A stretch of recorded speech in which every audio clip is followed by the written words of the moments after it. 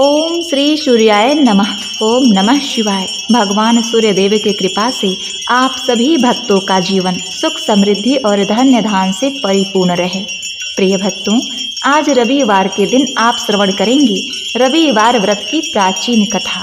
एक राजा था, उसके पास सिपाही, घोड़े, दास दासियां, धन दौलत सब कुछ था, सिर्फ उन्हें संतान नहीं थी। इसी कारण राजा और रानी बहुत ही दुखी रहा करते थे। संतान प्राप्ति के लिए उन्होंने हर तरह का दान, धर्म, धार्मिक अनुष्ठान, जप, मंत्र, व्रत, पूजा पाठ सब कुछ किया, लेकिन इसका कोई लाभ नहीं हुआ। सृष्टि की जब राजा रानी दोनों ही बुढ़ापे की ओर बढ़ने लगे तो क्या होता है कि दोनों गहन सोच में पड़ गए कि अब इतने बड़े राज्य का क्या होगा, कौन बनेगा इस राज्य का वारिस, कौन प्रजा की जिम्मेदारियों को उठाएगा।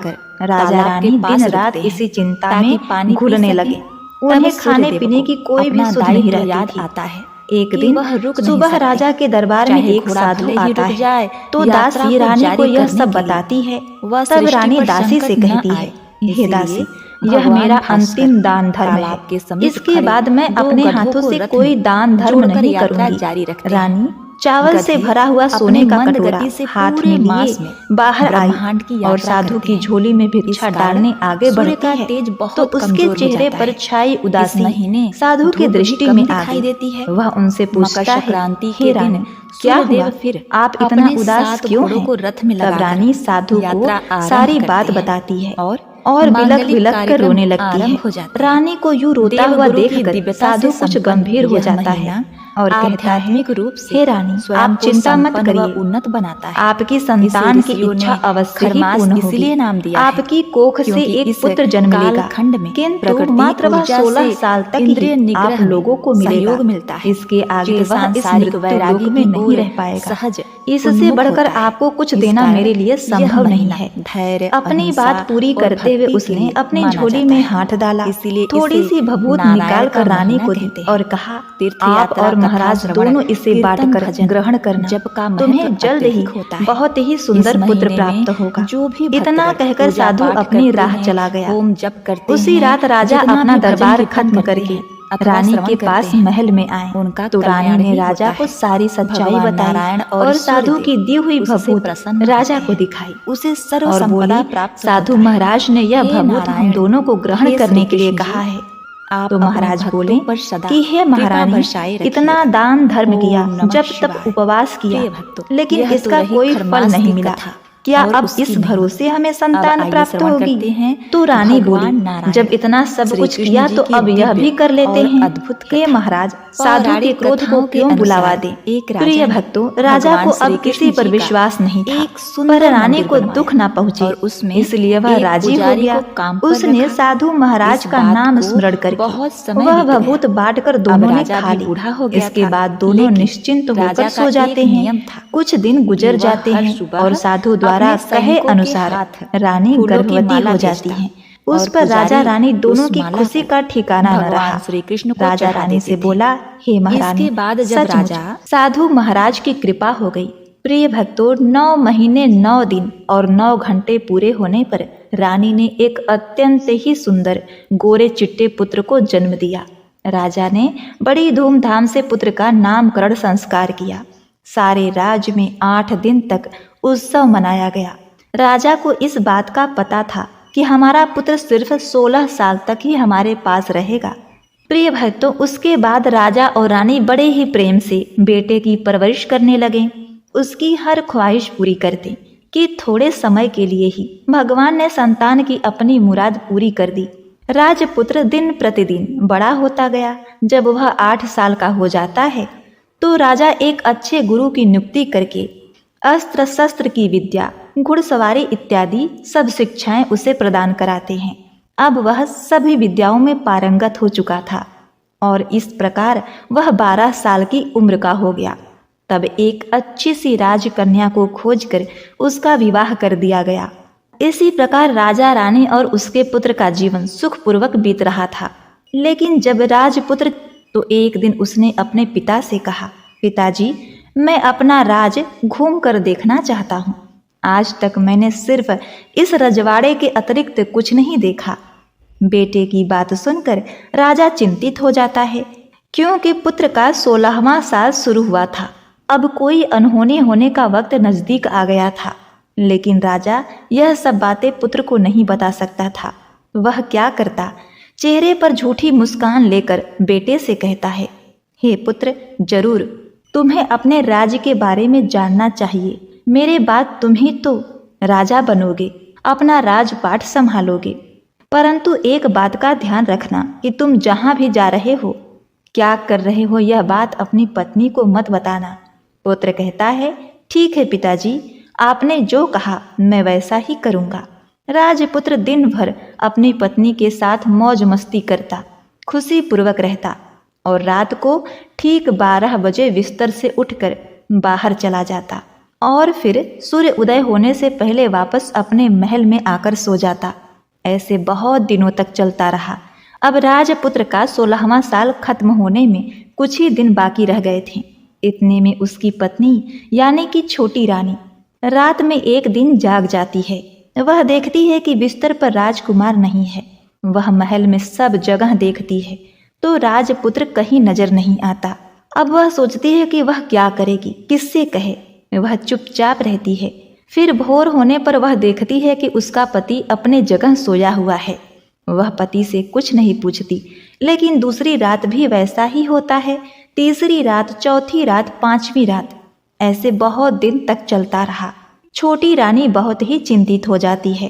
पति रात को कहाँ जाता है, किससे मिलने जाता है, उसके मन में ढेर सारे सवाल उठ रहे थे। लेकिन उसे पूछने में भय लग रहा था कि शायद उसका पति क्रोधित न हो जाए। सास ससुर से पूछने में भी वह बड़ा संकोच कर रही थी। उसकी कुल की मर्यादा बीच में आ जा रही थी।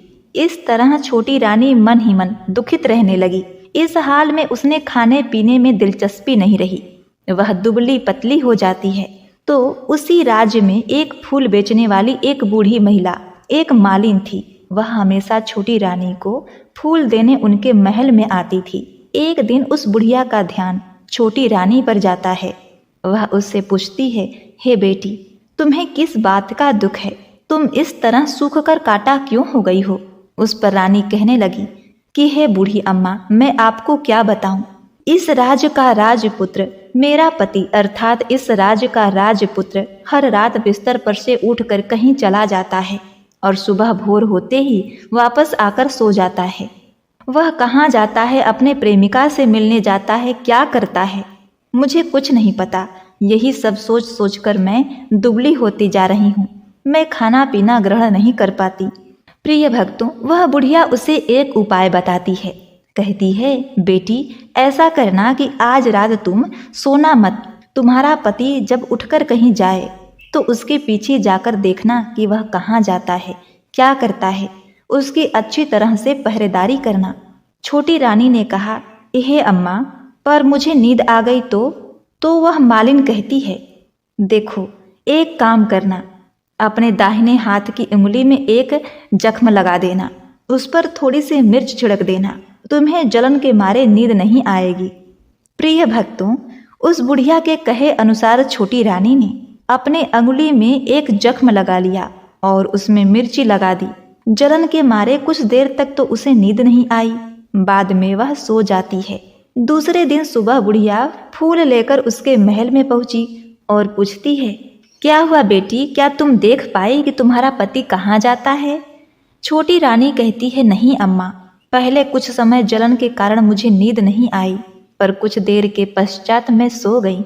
बुढ़िया कहती है, कोई बात नहीं, आज तुम उंगली पर पहले से ज्यादा बड़ा जख्म करना और ज्यादा मिर्ची लगाना। तो छोटी रानी ने वैसा ही किया, परंतु वह सिर्फ पति को बाहर निकलते हुए देख पाई। उसके पश्चात उसकी आंखें मुद गई, फिर उसे नींद आ गई। दूसरे दिन सुबह वह बुढ़िया फिर आती है। उसके पूछने से पहले ही छोटी रानी रोने लगती है और कहती है, अम्मा, मैं आज भी उनकी पहरेदारी ठीक से नहीं कर पाई। बुढ़िया कहती है, रो नहीं बेटी, सब कुछ ठीक हो जाएगा। तुम आज रात जख्म और बड़ा करना, उस पर ज्यादा मिर्च लगाना और एक काम करना, जब वह जाने के लिए निकले तब उसका रास्ता रोक लेना। बुढ़िया ने जैसा बताया छोटी रानी ने वैसा ही किया। आज रात उसे नींद नहीं आई, पति जब रात को महल से निकलने के लिए चलने लगा तो वह बुढ़िया ने जैसा बताया वैसा ही करती है। दौड़कर जाकर पति का रास्ता रोकती है और कहती है, आप कहाँ जा रहे हो? किससे मिलने जा रहे हो? मुझे बताओ। राजपुत्र उसे समझाने की बहुत कोशिश करता है कि देखो, अगर मैंने तुम्हें यह बात बता दिया तो मैं तुम्हें दोबारा नहीं मिल पाऊंगा। छोटी रानी कहती है, कोई बात नहीं, ना मिल पाओ, लेकिन आप रात के समय कहाँ जाते हो यह मुझे बता दो। राजपुत्र निरुत्तर हो जाता है और अपने पत्नी के जिद के आगे उसकी एक नहीं चल पाती। ठीक उसी समय उसका 16वां साल खत्म होने वाला था और 17वां साल लगने वाला होता है। अब वह राजकुमार कुछ सोचता है और कुछ चावल मंत्रों से सिद्ध करके अपनी पत्नी को देकर कहता है, इस चावल को दोनों हाथों में मुट्ठी में पकड़ना। पहले दाएं हाथ में पकड़े चावल मेरे ऊपर फेंकना, मैं कौन हूँ तुम्हें पता चल जाएगा। बाद में बाएं हाथ में पकड़े चावल मेरे ऊपर फेंकना, मैं जैसा था तुम्हें वैसा मिल जाऊंगा। लेकिन यदि तुम बाएं हाथ के चावल मेरे ऊपर फेंकना भूल गई तो मैं तुम्हें कभी नहीं मिल पाऊंगा। छोटी रानी ने कहा, नहीं भूलूंगी। छोटी रानी बड़े ही आत्मविश्वास के साथ यह कहकर दाएं हाथ में पकड़े चावल पति के ऊपर फेंकती है तो राजपुत्र एकदम एक विशाल घोड़ा बन जाता है, एकदम सफेद, लंबी गर्दन और बड़ा ही तेजस्वी। और वह घोड़ा देखते ही देखते तेजी से दौड़ने लगा। छोटी रानी उस घोड़े को एकदम बहुत ही भौचक्की होकर देखती रहती है और पति ने बाएं हाथ के चावल फेंकने की जो बात कही थी वह भूल जाती है। उसकी आंखों के सामने घोड़ा महल से बाहर निकलकर चला जाता है। घोड़ा जब महल से बाहर जाता है तो वापस नहीं आता। अब छोटी रानी को बड़ा ही पश्चाताप हुआ। वह स्वयं को कोसने लगी, लेकिन अब उसका कोई फायदा नहीं होने वाला था। राजकुमार अब वापस नहीं आने वाला था। सुबह होते ही महाराजा को यह सब बात पता चली। उन्हें बहुत दुख हुआ और वह बिस्तर पर पड़ गए तथा अपने बेटे की राह देखने लगे कि एक न एक दिन उनका बेटा वापस आएगा। इस तरह 1 महीने, 2 महीने, 3 महीने करते करते 6 महीने पूरे हो जाते हैं। राजपुत्र का कोई पता नहीं चलता। राज्य के सेनापति राजपुत्र को ढूंढने के लिए राज्य के गांव-गांव सिपाही भेजता है, लेकिन उससे कोई सफलता नहीं मिली। इधर छोटी रानी अपनी हट के कारण पति गायब हो गया है यह सोचकर स्वयं को मन ही मन कोसती रही और प्रण कर लेती है कि कुछ भी करके पति को ढूंढ कर लाएगी और उसे वापस घर लेकर आएगी। प्रिय भक्तों, एक दिन सुबह उठकर सास ससुर के महल में जाती है और कहती है कि मैं अपने पति की खोज में जा रही हूँ। अब महाराज को क्या चाहिए था? कुछ भी करके उनका बेटा उन्हें वापस मिलना चाहिए था। वे बहू को जाने के लिए अनुमति देकर कहने लगे, हे बेटी, तुम्हें जो चाहे वह करो, जहाँ जाना है वहाँ जाओ, लेकिन मेरे पुत्र को वापस लेकर आओ। अब छोटी रानी अपने शाही भेष बदलकर एक सेठानी बन जाती है। कुछ दासियों को, कुछ नौकरानी को साथ लेती है और कुछ सामान ले लेती है और राज्य की सीमा पर जाकर वहाँ एक भोजनालय खोल देती है। वहाँ आने जाने वाले यात्रियों को भोजन मुफ्त में खिलाती है और मात्र एक शर्त रखती है कि खाने वाले को उसकी देखी हुई कोई अजीब चीज, नई चीज मालकिन को यानी कि राजकन्या को बतानी पड़ेगी, तो वहाँ आने वाले हर नागरिक को मुफ्त में भोजन दिया जाएगा। प्रिय भक्तों, इस तरह छोटी रानी राहगीरों को उनके बताए गए बातों के अनुसार मुफ्त में खाना खिलाती रही, परंतु रानी को जो बात चाहिए थी अब तक वह नहीं मिली थी। ऐसे ही कुछ दिन बीत गए। रानी के महल में फूल लेकर आने वाली बुढ़िया की एक बेटा और बहू थे। उसका एक छोटा सा यानी बुढ़िया का एक पोता था। उस बुढ़िया के बेटा और बहू सुबह काम के लिए निकलते थे और पोते को संभालने की जिम्मेदारी बुढ़िया पर रहती थी। दिन भर पोते को संभालती थी। बुढ़िया को पान खाने की आदत थी, वह पान के बिना नहीं रह पाती थी। ऐसे ही एक दिन बुढ़िया को पान खाने के लिए चूना चाहिए था। वह उसे तैयार करने के लिए सीप लेकर आई। इन सीपियों को भूनने के लिए गोबर के कंडे चाहिए थे। कंडे इकट्ठा करने के लिए वह बांस की टोकरी लेकर चरवाहे के मैदान में गई, जहां बहुत सारे कंडे थे। उन्हें जमा करते करते उसे घर आने में अंधेरा हो गया। इस ओर शाम होते ही काम से वापस आकर बेटा और बहू घर पहुंची तो देखा कि बच्चा घर पर अकेला है और बहुत रो रहा है। वो दोनों गुस्से से लाल पीले हो गए और इसी बीच वह मालिन बुढ़िया घर आ पहुंची। बेटे ने पूछा, पोते को घर पर अकेला छोड़कर माँ तुम कहाँ गई थी? बुढ़िया बताने लगी, बेटा मैं गोबर के कंडे इकट्ठा करने गई थी। इस पर बेटा बोला, दोबारा बच्चे को अकेला घर पर छोड़कर यदि कहीं गई तो मैं तुम्हें बहुत पीटूंगा। बुढ़िया कहने लगी, नहीं बेटा, फिर कभी ऐसा नहीं करूंगी। लेकिन दूसरे ही दिन बुढ़िया यह बात भूल गई और चरवाहे के मैदान पर कंडे इकट्ठा करने चली गई। शाम को जब बेटा और बहू काम से वापस लौटे तो देखा कि बच्चा घर पर अकेला है और जोर जोर से रो रहा है। अब उसके बेटे की सहन शक्ति खत्म हो गई और बुढ़िया के घर वापस आने पर उसे घर से निकाल दिया। बुढ़िया रात भर घर से बाहर अंधेरे में बैठी रही और सुबह होते ही हाथ में टोकरी लेकर कंडे इकट्ठा करने के लिए निकल गई। प्रिय भक्तों, उस दिन उस पर कंडे इकट्ठा करने का मानो पागलपन सवार हो गया था। कंडे इकट्ठा करते करते अंधेरा हो गया, उसे मालूम ही नहीं चला। जब उसे ध्यान आया तो गांव का रास्ता भी ठीक ठीक दिखाई नहीं दे रहा था। वह अंधेरे में आंखें फाड़ फाड़ कर देखती और किसी तरह आगे निकलने लगी तो उसने देखा कि एक कपिला गाय छन छन की आवाज करते हुए गले में घंटी बजाते हुए उस मैदान पर आई। उसे देखकर बुढ़िया सोचने लगी कि इस गाय के पीछे पीछे जाऊंगी तो गांव तक पहुंच जाऊंगी। तब बुढ़िया उसके पीछे जाने लगी। वह गाय उस मैदान से लेकर एक एक करके 6 मैदान पार करती है और आखिर में वह 7वें मैदान तक पहुंचती है। तो वहाँ क्या होता है कि उस मैदान में एक बड़ा सा पत्थर था। गाय जाकर उस पत्थर को अपने सींग से मारती है। जब गाय ने सींग मारा तो वह पत्थर दूर हट गया और पाताल में नीचे जाने के लिए सीढ़ियाँ दिखाई देने लगी। तब वह गाय उन सीढ़ियों से नीचे जाने लगी। वह मालिन बुढ़िया यह सब देख रही थी और झट से गाय की पूंछ को पकड़ लिया। प्रिय भक्तों, वह गाय के साथ नीचे पाताल में पहुंच गई और तुरंत ही गाय की पूंछ छोड़ दी और इधर उधर देखने लगी। उसने देखा कि वहां बहुत सारे दीपक जल रहे हैं, तेज रोशनी है। जब उसकी नजर गाय के ऊपर पड़ती है तो वहां एक अद्भुत घटना घटती है। गाय के गले में अपने आप साकल पड़ गई। छम छम करके कोई दुधाड़ी गाय का दूध दूहने लगा, लेकिन कोई भी वहां नजर नहीं आ रहा था।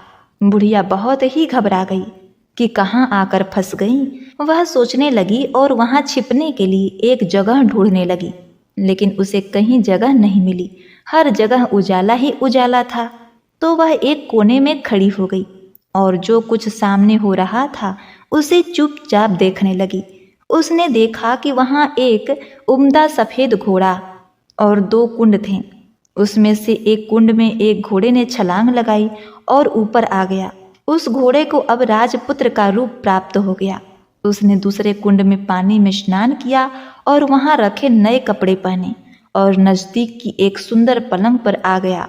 उस पर आकर वह बैठ गया। उसके सामने 56 प्रकार के पकवानों से सजी एक थाली आई।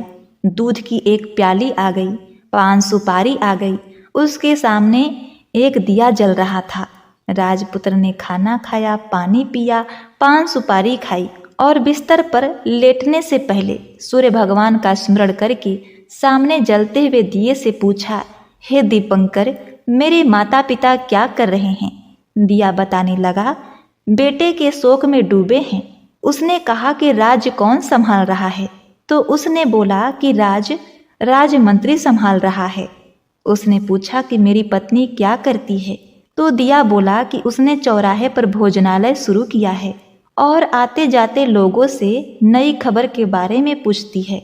दिए के इतना कहते ही राजपुत्र कहने लगा, ठीक है। उसके बाद वह सो गया।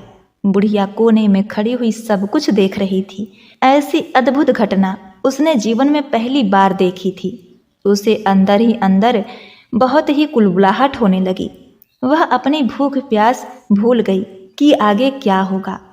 इस उत्सुकता से वह देखने लगती है, लेकिन उसके बाद कुछ घटनाएं नहीं घटती। रात गुजर गई और सुबह हो गई। पलंग पर सोया हुआ राजपुत्र उठा और फिर से पहले वाले कुंड में छलांग लगाई तो अब वह फिर से घोड़ा बनकर कुंड से बाहर आ गया। तेजी से उस पाताल नगरी से बाहर निकल गया, लेकिन कहाँ गया बुढ़िया को कुछ नहीं पता चला। इसके बाद पिछली रात की तरह कोई उस गाय को छम छम करके दूध दूहने लगा। जैसे ही दूध दूहना खत्म हुआ, उसके गले की साकर अपने आप खुल गई और वह गाय तेजी से ऊपर जाने लगी, सीढ़ियों की ओर भागने लगी। गाय को दौड़ता देखकर बुढ़िया सोचने लगी कि अब गाय के साथ यहाँ से ऊपर जाना ही समझदारी होगी, नहीं तो कोई मुसीबत आकर उसके ऊपर आ पड़ेगी। झट से उसने गाय की पूंछ पकड़ ली, गाय के साथ ऊपर आ गई। गाय जब मैदान में पहुंची तो उस सुरंग का रास्ता अपने आप बंद हो गया और उसके मुंह पर एक बड़ा सा पत्थर पहले की तरह खड़ा हो गया। ऊपर आकर वह गाय जंगल की ओर निकल गई। इधर वह बुढ़िया एकदम सी बावली हो गई। उसने पाताल नगरी में जो कुछ देखा था वह जल्दी जल्दी किसी को बताने के लिए बड़ी ही उतावली थी। तो उसे एकदम याद आया कि नगर की सीमा पर कोई औरत भोजनालय चला रही है और नई बात बताने वाले को अच्छा अच्छा खाना पीना देती है। वह सोचने लगी, क्यों ना मैं यह बात उस औरत को बताऊं। यदि उसे यह बात पसंद आई तो बाकी जीवन खाने पीने की झंझट से मुक्ति मिल जाएगी। बुढ़िया ने मन में तय किया और तुरंत भोजनालय के द्वार पर पहुंच गई, जहां द्वार पर टंगी नगाड़े के सामने खड़ी हो गई और जोर जोर से नगाड़ा बजाना शुरू कर दिया। नगाड़े का इस तरह शोर सुनकर मालकिन यानी छोटी रानी मन में प्रसन्न हो गई कि शायद कोई नई बात लेकर यहाँ आया है। छोटी रानी सिपाहियों को आदेश देती है कि जाइए और कौन आया है उसकी अच्छे से खातिरदारी कीजिए। छोटी रानी का आदेश पाते ही सिपाही दौड़ते हुए गए तो वहाँ एक बुढ़िया नगाड़ा बजा रही थी। उन्होंने पूछा, बुढ़िया माई क्या हुआ, नगाड़ा क्यों बजा रही हो? बुढ़िया बोली, कुछ नहीं बेटा, यहाँ खाना मिलता है ना, इसीलिए आई हूँ। तो सिपाहियों ने कहा, माई खाना चाहिए, खाना तो मिलेगा लेकिन तुम्हें कोई नई बात बतानी पड़ेगी। बुढ़िया ने कहा, हाँ बताऊंगी, एक बात मालूम है मुझे। इस पर सिपाही उसे अंदर लेकर आए और मालकिन के आदेश के अनुसार बहुत सेवा सत्कार किया गया। बड़ी से सुंदर थाली में सुंदर सुंदर पकवान व्यंजन परोसे गए। बुढ़िया बहुत दिनों से भूखी थी, वह खाने पर टूट पड़ी। खाना खाने के बाद सिपाही ने उसे नई साड़ी पहनने को दी। उसके बाद उसे लेकर रानी के पास आए। बुढ़िया और छोटी रानी ने तुरंत एक दूसरे को पहचान लिया। तब छोटी रानी ने बुढ़िया से कहा, अम्मा अब बताओ तुमने क्या नई बात देखी? बुढ़िया ने कहा, नई बात? मैंने कोई नई बात नहीं देखी। मेरे पास तो तुम्हें देने के लिए खाने के पैसे नहीं थे, इसलिए मैंने झूठ कहा और नगाड़ा बजाया। रानी ने कहा, अम्मा घबराना नहीं, मैं किसी को तुम्हारा नाम नहीं बताऊंगी। फिर भी बुढ़िया ने कहा, मेरे पास कोई नई बात नहीं है। इस पर रानी ने उससे कहा, देखो अम्मा, तुमने मुझे वह नई बात बताई तो जिंदगी भर तुम्हारी देखभाल मैं करूंगी, तुम्हें राजमाता की तरह रखूंगी। अब बुढ़िया बताने के लिए तैयार हो गई। उसने जो कुछ भी चारागाह वाले मैदान में देखा था सब कुछ सच सच छोटी रानी को बता दिया।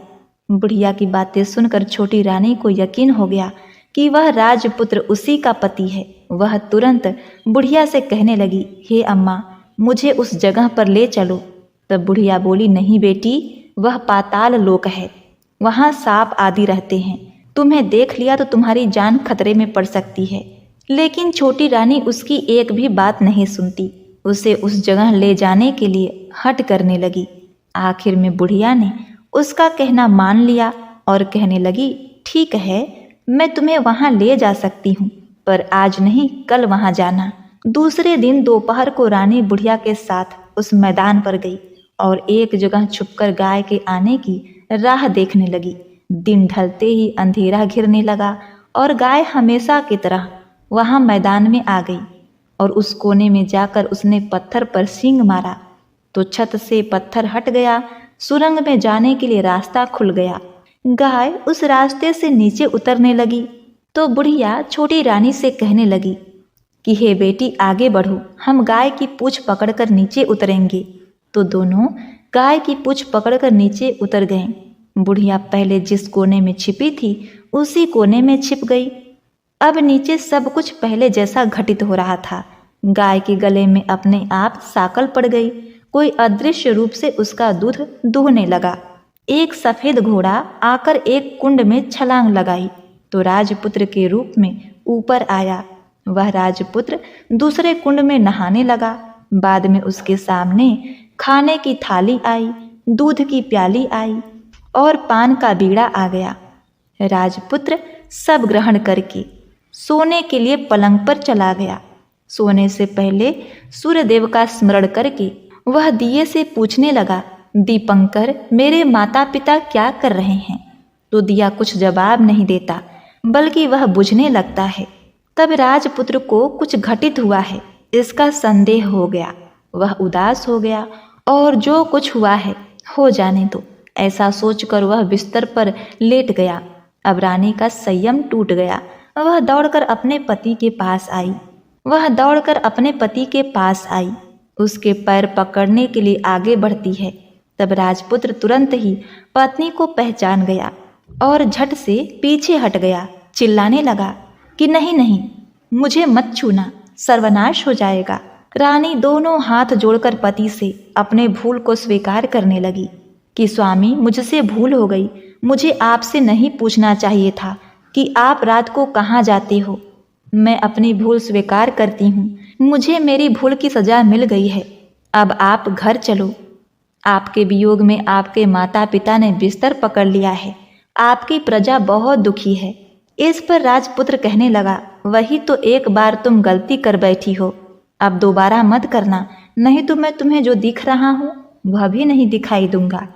रानी अब विलाप करने लगी, जोर जोर से जमीन पर सिर पटकने लगी। राजपुत्र के मन में उसके प्रति दया उत्पन्न हो गई। वह उससे कहने लगा, यदि तुम मुझे पाना चाहती हो तो तुम्हें एक काम करना होगा। काम कठिन है लेकिन वह तुम्हें अकेले ही करना होगा। रानी ने कहा, कहो स्वामी, कितना भी कठिन काम हो मैं पूर्ण करूंगी। इस पर राजपुत्र ने कहा कि इस पाताल से ऊपर जाते ही तुम्हें एक घना जंगल नजर आएगा। ऐसे 6 जंगल पार करने के पश्चात तुम्हें एक 7वां जंगल मिलेगा। वह जंगल सबसे घना है। उस जंगल के बीचों बीच एक पीपल का पेड़ है।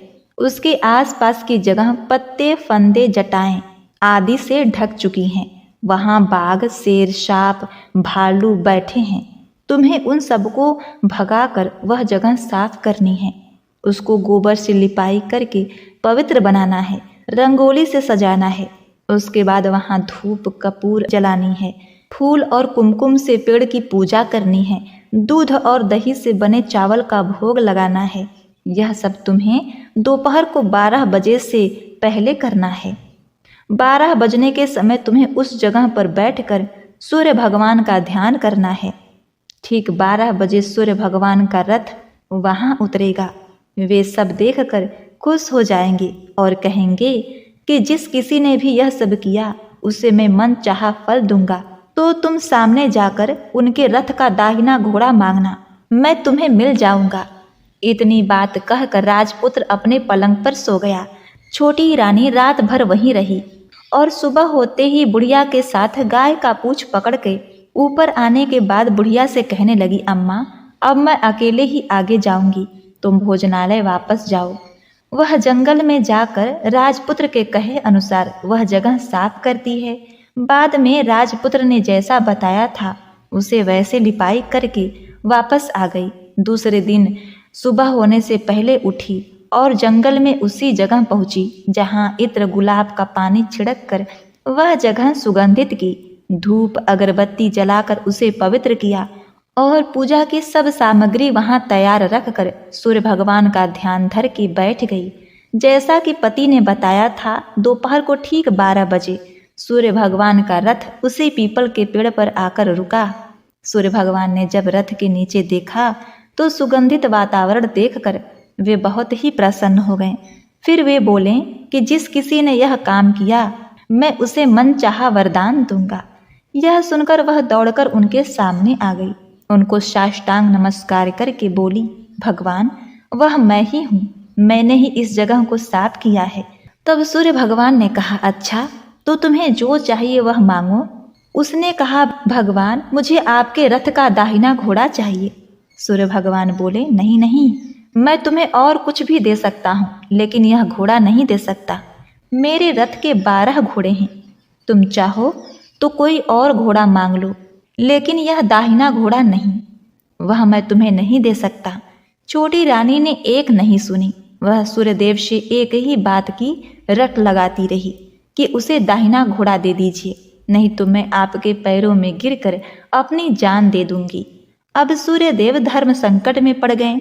उन्होंने वचन दे दिया था, अब अपने वचन से पलट भी नहीं सकते थे। तब सूर्य भगवान ने बोला, मैंने तुम्हें घोड़ा दे दिया, लेकिन घोड़ा तो दे दिया, वह तुम्हें वहां नहीं मिलेगा, तुम्हें उसे पाताल लोक में जाकर लाना होगा। रानी बोली, पाताल लोक में ही क्यों भगवान, मैं उन्हें पाने के लिए कहीं भी जा सकती हूँ। रानी को वचन देकर भगवान सूर्यदेव अंतर ध्यान हो गए और अपने मार्ग पर चले गए। इधर रानी जंगल से अपने भोजनालय में गई, फिर बुढ़िया को साथ लेकर उस मैदान में गई और जल्दी ही शाम हो गई। शाम होते ही वहां एक गाय आई, उसने सींग मारकर सुरंग का पत्थर हटाया, नीचे उतरने लगी। रानी और बुढ़िया जल्दी जल्दी उसकी पूंछ पकड़कर नीचे उतर गईं। पाताल में सब घटनाएं पहले की तरह ही घटने लगी। घोड़े का एक कुंड में नहाकर राजपुत्र बन जाना, नहा धोकर पलंग पर जाकर बैठना, उसे खाने की थाली, दूध प्याली, पान का बीड़ा आना। लेकिन आज एक नई बात घटी। आज 2-2 थाली, 2-2 दूध की प्याली और 2-2 पान के बीड़े उसके सामने आए। वह कुछ नहीं बोला, अपने हिस्से की थाली खाकर, दूध पीकर, पान का बीड़ा चबाकर वह सोने चला गया और हमेशा की तरह दिए से पूछने लगा, हे प्यारे दिए, दीपंकर, मेरे माता पिता क्या कर रहे हैं? दिए ने बताया कि हे राजपुत्र, वे दोनों तुम्हारे शोक में मरने की स्थिति में पहुंच गए हैं। ऐसा सुनकर उसकी आंखों से झरझर आंसू टपकने लगे। फिर वह पूछने लगा, हे दीपंकर, मेरा राज कैसा चल रहा है? दिए ने कहा, राजपुत्र, तुम्हारा राज प्रधानमंत्री चला रहा है और वह सब कुछ हड़प चुका है। वह प्रजा पर बहुत ही अत्याचार कर रहा है। यह सुनकर राजपुत्र को बड़ा ही क्रोध आया। वह क्रोध से तमतमा गया, अपनी मुट्ठी भींचने लगा। अब उसने दिए से पूछा, दीपंकर, मेरी पत्नी क्या कर रही है? अब दिया कुछ नहीं बोला और चुप रह गया।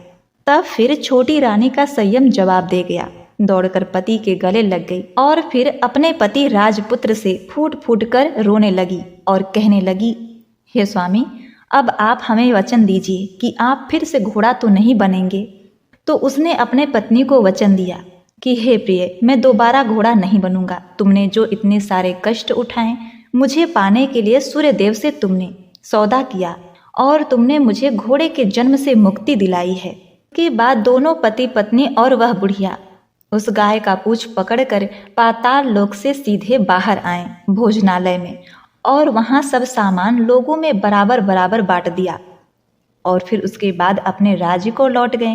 राजपुत्र वापस आता है और उसके तेवर देखकर जो प्रधानमंत्री होता है घबरा जाता है। राजपुत्र ने उसे बंदी बनाने का आदेश दे दिया और उसे कैद खाने में डलवा दिया और राज्य की बागडोर अपने हाथों में ले ली। इसके बाद वह अपने माता पिता से मिलने के लिए महल में गया। तब राजपुत्र वहां पहुंचकर क्या देखता है कि उसके माता पिता उसके शोक में अस्थि पंजर बने हुए हैं। पुत्र को वापस आया देखकर मरणासन राजा रानी की आंखों से टप टप अश्रु की धाराएं बहने लगती हैं। उन दोनों ने पुत्र को गले लगा लिया, उसे बड़ा ही प्रेम किया। इतना होने के बाद उनकी सेहत में एकदम सुधार आने लगा। अब वे बिस्तर से उठकर बैठ गए, पुत्र को आशीर्वाद देने लगे। राजपुत्र के आने की खबर तुरंत राज्य में फैल गई। प्रजा खुशी के मारे फूली नहीं समाई। प्रजाजन महल के सामने इकट्ठी हो गई। राजपुत्र ने भी उन्हें दर्शन दिए और आज से उन्हें कोई दुख न पहुंचेगा, ऐसा उन्हें वचन दिया। अब राजा ने अपने पुत्र का राजाभिषेक करके उसे सिंहासन पर बैठाया, प्रिय भक्तों, और अपनी बहू को महारानी का दर्जा दिया और स्वयं अपने पत्नी के साथ ईश्वर स्मरण करते हुए खुशी से दिन व्यतीत करने लगे। महाराजा बना राजपुत्र अच्छी तरह से राज चलाने लगा। अपनी पत्नी के साथ सुख शांति से जीवन व्यतीत करने लगा। उस बुढ़िया को रानी ने अपने ही पास रखा और उसकी अच्छी तरह से देखभाल करने लगी। बुढ़िया के बुढ़ापे के दिन खुशी से गुजरने लगे। सारी प्रजाजन प्रेम से रहने लगी। तब राजपुत्र ने एक और घोषणा की कि हे प्रिय प्रजाजनों, तुम आज के बाद सूर्य नारायण भगवान का व्रत करो। प्रत्येक रविवार को उन्हें प्रेम पूर्वक अर्घ दो, घर की लिपाई करो तथा अपने घर में सुख समृद्धि की कामना करो। इससे तुम्हारे घर में धन धान तो आएगा ही, साथ में तुम सब रोग मुक्त रहोगे। सूर्य भगवान की यह रविवार व्रत कथा संपूर्ण हुई। तो बोलिए सूर्य नारायण भगवान की जय हो। आज के इस कथा कहानी को कहते सुनते हुंकारा भरते सभी भक्तों को भगवान सूर्यदेव की आशीर्वाद से सुख समृद्धि शांति और आरोग्य का आशीर्वाद प्राप्त हो। ओम सूर्य देवाय नमः। ओम जय कश्यप नंदन, ओम जय अदिति नंदन, त्रिभुवन निमित निकंदन, भक्त हृदय चंदन। ओम जय कश्यप नंदन, सप्त अश्वरथ राजित एक चक्रधारी, दुखहारी सुखकारी मानस मलहारी। ओम जय कश्यप नंदन, सुर मुनि भूसुर वंदित विमल भवशाली, अघदल दलन दिवाकर दिव्य किरण माली।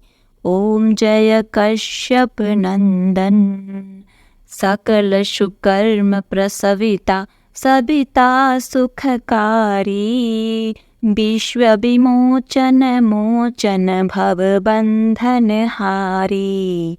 ओम जय कश्यप नंदन, कमल समूह विकासक नासक त्रयतापा, सेवक सहज हर अति मनसिज संतापा। ओम जय कश्यप नंदन, नेत्र व्याधि हर सुरवर भूपीड़ा हारी, दृष्टि विमोचन संतत परहित व्रत धारी। ओम जय कश्यप नंदन, सूर्य देव करुणा कर अब करुणा कीजय, हर अज्ञान मोह सब तत्व ज्ञान दीजय। ओम जय कश्यप नंदन, ओम जय अदिति नंदन, त्रिभुवन निमित निकंदन, भक्त हृदय चंदन। ओम जय कश्यप नंदन। ओम नमो सूर्य देवाय नमः। बोलिए सूर्य भगवान की जय। ओम नमो भगवते वासुदेवाय नमः। हरे कृष्ण। प्रिय भक्तों, उम्मीद करती हूँ आज की यह कथा आपको अत्यंत ही पसंद आई होगी। यदि आपको हमारे द्वारा सुनाई गई कथाएं पसंद आती हैं तो आप इसे अपने प्रियजनों में शेयर कीजिए और वीडियो को लाइक करके चैनल को सब्सक्राइब कर दीजिए। और हाँ, पास में बने बेल बटन को भी अवश्य दबाइएगा ताकि हमारे आने वाले प्रत्येक नए वीडियो की जानकारी आप तक सबसे पहले पहुंच सके और आप उसमें बताई गई कथा कहानी और जानकारी का लाभ उठा सके। आपका जीवन सदा सुखी संपन्न एवं मंगलमय हो, इसी कामना के साथ आपसे विदा लेते हैं। मिलते हैं नेक्स्ट वीडियो में। तब तक के लिए नमस्कार।